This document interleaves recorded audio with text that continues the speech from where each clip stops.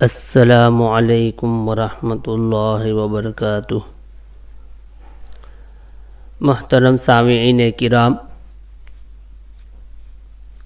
آج 19 رمضان مبارک ہے اور ہم زکوٰۃ کے مسائل کو سن رہے ہیں۔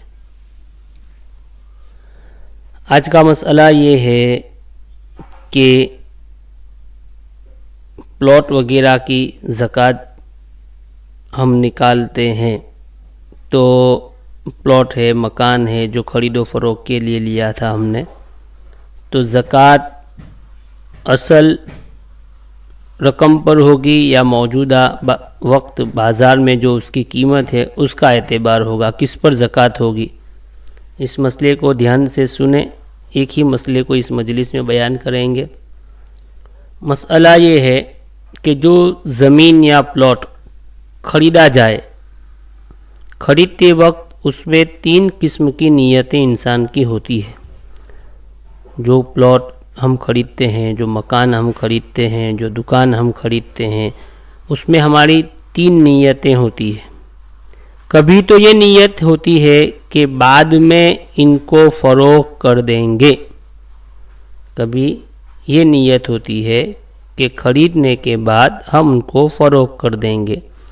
اس صورت میں ان کی قیمت پر ہر سال زکوٰۃ فرض ہوگی، اور ہر سال مارکیٹ میں جو ان کی قیمت ہو اس کا اعتبار ہوگا۔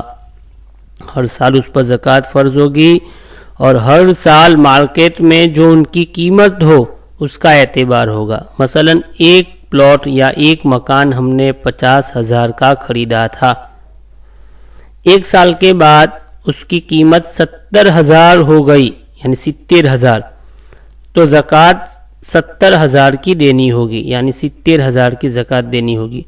اور 10 سال کے بعد اس کی قیمت 5 لاکھ ہو گئی، تو اب زکوٰۃ بھی 5 لاکھ کی دینی ہوگی۔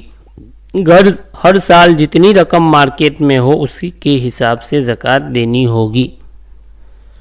اور کبھی ہماری نیت یہ ہوتی ہے کہ یہاں مکان بنا کر خود رہیں گے، اگر اس نیت سے پلاٹ یا مکان خریدا تو اس پر زکوٰۃ نہیں ہے۔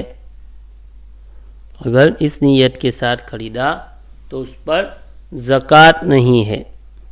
اسی طرح تیسری نیت یہ ہوتی ہے کہ خریدتے وقت نہ تو فروخت کرنے کی نیت تھی اور نہ خود رہنے کی نیت تھی، بس ایسے ہی پیسے ہیں تو کہا ایسے ہی رکھو کام لگے گا، تو کوئی نیت نہیں ہے، تو اس صورت میں اس پر زکوٰۃ نہیں ہے۔